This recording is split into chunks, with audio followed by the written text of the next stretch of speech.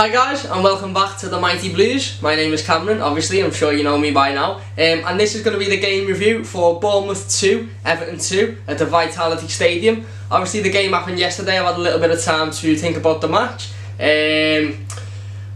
Where do we even start? So, first half, I wouldn't say it was poor by Everton, I'd say it was professional by Everton. The game sort of was all in Bournemouth's favour. They were pushing, they were pressing, they were in front of their home crowd, and it was all sort of Bournemouth for the first 20 minutes, half an hour. And I thought Everton done well to sort of weather that storm and to ensure that they never got past sort of the back four. They never scored. They had a couple of opportunities. Callum Wilson had a really good opportunity that he should finish, but we done well to make sure that they never broke the deadlock, and that we sort of just made sure we kept ourselves to ourselves and didn't let the pressure affect us. Having said that, I believe when we did have the ball in that first half, we were poor. I don't think we done what we should have done with the ball. I think Seamus Coleman had a really poor game, and that kills me to say because I love Seamus Coleman, but I do think he had a poor game. I think Theo Walcott had a chance where it's him and the defender and then the keeper in front of him, and realistically he should just carry on running, go right and take a shot, but he tries to cut inside and he gets it mixed up with his feet, and the ball ends up being cleared. So I think that when we did have the ball in that first half, we didn't do what we should have done with it. We didn't play it cleverly, and we didn't play it to our advantage. We didn't take advantage of the chances that we were getting, because we knew in that first half we weren't going to get many of them, and it was always going to be pressure by Bournemouth, and we weren't going to get every single chance on the world. We weren't going to get the easy chances like they did, and I think we didn't do what we should have done with the ball. I think it was poor by Coleman. Everything that went to him was sort of just bounced off him or went out. Like I say, Walcott had a couple of chances as well. I just didn't think we done well with the ball, and it sort of brought back horrible nightmares, horrible memories, of what football was like last season, when we didn't get the ball that often, but when we did, we didn't do anything with it at all, which so far in Marco Silva's reign that has not been the case, but it certainly was in the first half yesterday. Obviously the first half goes on and not much happens at all. I was actually sitting watching the game thinking I'm not going to have anything to talk about, what's happening. Nothing happened. It was just, again, they were pressuring, they had a couple of chances that they should have scored ideally. Good for us, they didn't. It gets to about the 40th minute, and you know what happens. I've actually put it as the key moment up there. I've put reckless Richo. I don't know whether you agree. I personally don't think it was a red card at all. I don't think it was in any means a sort of a threatening situation or a reckless attempt to headbutt Smith by Richarlison. I think they both go head to head, and if you send one off, you have to send the other off, because they go head to head, and Richarlison might give him a little bit of a nudge or whatever, but it's not worth the crying that Smith runs and does to the referee about all this. Oh, he brought his head to me. He didn't. He turns around and he says what, and he moves his head. And if that's a red card in football these days, then God help us all, because it's an absolutely ridiculous decision. I understand why people are saying he shouldn't be getting in that situation, and that's why I've actually put it as reckless Richo, because I think he should be more professional to walk away from that situation and say, no, you know what, you've been kicking me up in the air all game, I know you're going to carry on doing it, I know you want a reaction so you can cry to the referee, so I'm going to walk away and I'm not going to say a word, I'm not going to react, I'm not going to act in any way, shape or form, I'm just going to walk away. But a little bit of, obviously, he's still young, he's still learning the game, he's still getting used to how to play in the Premier League, and I think his head just went a little bit south there, and he sort of forgot where he was, and he let his emotions get to him, and the fact that he was getting kicked around and has been for the previous 2 games as well, and I think it just all got to him then, and he sort of lost his head a little bit. But regardless of that, it's never a sending off. And the problem I have with the referee is it's disgraceful refereeing, because if you send somebody off from a nudge in the head, you have to send Smith off for being the perpetrator and letting Richarlison in and, going head to head with him in the first place. Or you just say, listen lads, grow up, be sensible, walk away from the situation. But anyway, Richarlison gets sent off. It's stupid by him, to be honest, to get involved. I don't think it was a red. But we end up going in half-time, 0-0. When you think about it, the last 5 minutes, it was probably a good enough result for us to go in at half-time 0-0, because we were pressured all the first half, and then obviously the sending off happened, and we were even more pressured then. I think going into the second half, obviously we're playing a lot better, we're starting to find our feet a lot more, we're starting to have a lot more possession, we're looking like the better team out the two, as we should. Obviously the second half goes on, Everton are playing better football, we're getting more opportunities, more chances, Sigurdsson's starting to come into his game, Theo Walcott starting to play better as well. Ball comes down the right hand side, Theo blasts it past. It's a great ball by Schenk Toten as well, by the way. Schenk plays him in, Theo absolutely blasts past the left back, I think it is, or the centre half, I'm not too sure. Blasts past, and it's a rocket of a goal. Now when I was watching this first, I did say that the keeper should do better, but I'm an Everton fan, so I'm not asked about the keeper. I don't care about Begovic's mistakes. I think it was a great shot by Theo Walcott, and I don't think he's actually had enough praise that he should do, really, because it's an absolutely rocket of a finish, and it's fired at him so fast that it's just hard to do anything with that. So obviously Everton go 1-up. It's looking good. It's sort of getting obviously memories back of what happened in the Wolves game, where we took the advantage again against Wolves, and then obviously the 10 men let us down. Well, didn't let us down, but the effect of having 10 men sort of got to us, and we conceded again. But again, another good play by Sigurdsson. Plays the ball in, or Sigurdsson that plays the ball. It's a good play by the Blues anyway, and the ball comes in, and it's one-on-one with the goalkeeper. Walcott straight through, and he's brought down. He's brought down by Adam Smith. It's perfect karma. The lad is brought a player down that's effectively one-on-one with the keeper. Doesn't matter who's behind Walcott or Smith, how far they are behind him. Smith was the last man. Walcott's on, and he takes him down, and it's a red card. You can have no complaints, and it is karma, really, for the fact that, you know, he ends up getting Richarlison sent off for something so stupid, but because he moaned to the referee, he got him sent off, and it's karma that he ended up getting sent off. Obviously, Leighton Baines takes the free kick. It's a good free kick, to be honest. It could do with being either a little bit more to the right or the keeper's left, or a little bit higher, and then I think it creeps in. It was just the perfect height for the keeper to sort of get a touch on it, but it is a good free kick, and consequently it goes out for the corner.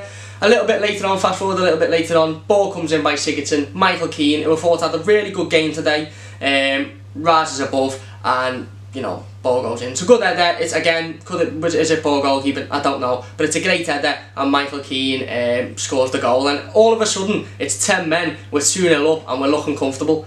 And then we do in Everton. Yeah, so obviously 10 men each, 2-0 up. It's looking great. Everton looking on the upper hand, attacking well, and then Leighton Baines gives a soft penalty away. A soft penalty. Do I think it was a penalty? Yes, I do. I think he got his feet tangled up, and I think he puts his arms on it as well. It is a penalty. Any collision in the box these days and the player goes down, it's a penalty, realistically, and you should know better than a poor referee like that is going to give it. Gives the pen, obviously, it's slotted away by Josh King. It's a good penalty again. Not much Jordan Pickford could do about it. I've actually put Pickford as the key player there, not so much because of the saves that he made in the game, because I didn't think he had much to do in the game, but more the distribution. I think the distribution for the chance that Adam Smith got sent off for the Walcott ball. Again, sorry, I said it was Sigurdsson before, it was Jordan Pickford. It was brilliant. It was a brilliant ball. He was having a little altercation in the box with one of Bournemouth's players, but he gets it. He does one of them sharp volleys that he loves to do. Walcott takes it down brilliantly, and it ends up getting a man sent off. I think his distribution was perfect today. I don't think he put a ball wrong. And, you know, although he didn't have much to do saves wise, he definitely made up with it, with the fact that his distribution was great, and that's why he's the key player up there for me. I'm not actually sure he got man of the match in the game, but I think Jordan Pickford was definitely a shout. Obviously, the game going on, it's looking worse for Everton. It's looking worse for Weah. One criticism I do have actually of Marco Silva, I'm not going to sit here and criticise him, but one criticism I do have of Marco Silva is the fact that there was no substitutions. There was no substitution made until it went to 2-2, and I think that can be really dangerous. Now, I've seen it before as Evertonians, managers waiting until the last minute to make a substitution. Everton being 2-0 up, conceding a goal, and managers waiting until it goes to 2-2 to bring on a defensive player or to sort of solid the game, and then taking a draw. And I'm not going to criticise Marco Silva too much, because what he's done for Everton so far in the first 2 games has been brilliant. He's instilled an attacking mentality, and he's made the players play to score goals and not to not concede, and that is really important. But I do think it was poor decision making to not bring on Zuma a little bit earlier. Zuma was brought on because of Michael Keane obviously being forced off injured. Just while we're on that topic, I do hope Michael Keane recovers well. I've seen it in the papers today that he's going to be out for about 3 to 4 weeks. He's got a hairline fracture on the skull, but hopefully he can bounce back, because he to be honest, he did have a good start to the season, and I was one of them that wasn't a big fan of Michael Keane last season. I thought that, you know, he he was poor. He wasn't what we signed him to be, but this season he has really played well. He's made a couple of mistakes, don't get me wrong, but he's played well under Marco Silva, and it is unlucky for him. Obviously, everything that come into the box yesterday he cleared out, and he gets his goal as well, and then it's just unfortunate what happened. So I hope he recovers well. But yeah, it wasn't until then that Zuma come on, and I think Zuma should have come on a little bit earlier. I think Tom Davies should have been taken off earlier, and I think bringing Dominic Calvert-Lewin on wasn't the right decision. I think Niasse should have come on to hold the ball up and to be able to break the play down and be that awkward player that sort of stops the game and doesn't let the game flow, and I don't think Calvert-Lewin had much of an impact on the game.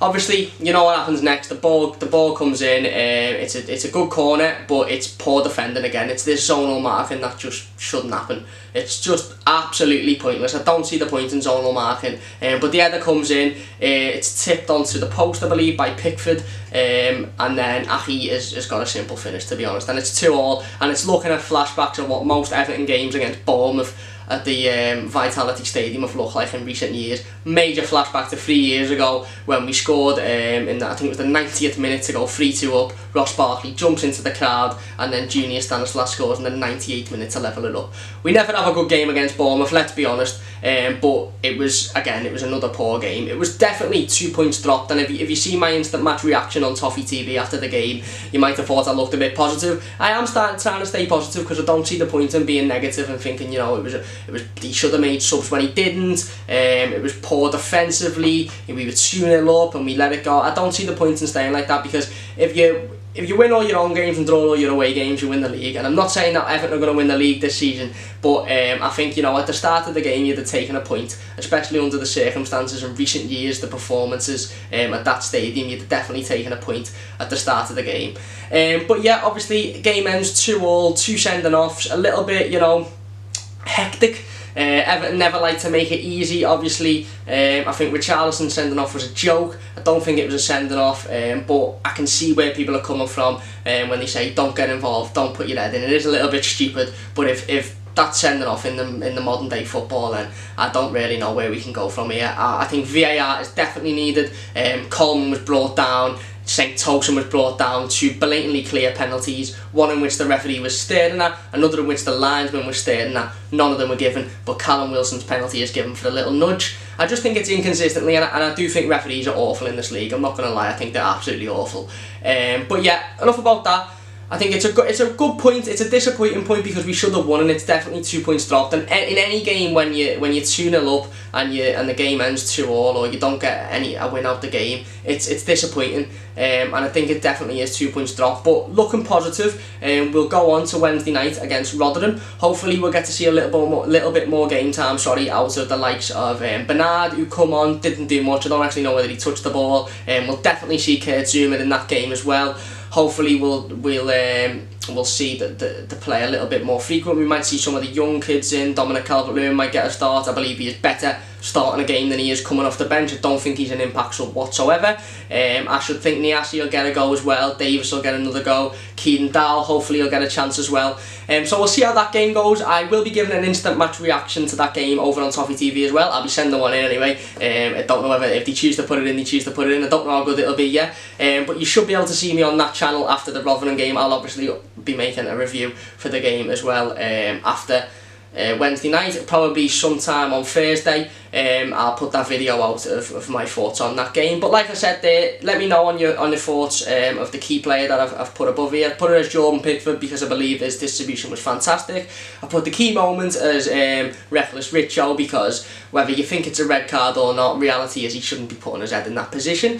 So thank you guys for watching. I hope you have enjoyed. If you have, please do leave a like, drop a subscribe if you want to see more of these. Obviously, like I say, I will be bringing out more videos than just sort of reviews of each game. There will be videos on Marcel Brands, the manager. It's just sort of, it's all come about a little bit hectic now, and obviously we did play the game yesterday, so I did want to review it before I made any other video. So if you have enjoyed, please do like the video. Like I say, if you enjoy the content, please do subscribe, and I'll see you guys soon for another video on the Mighty Blues.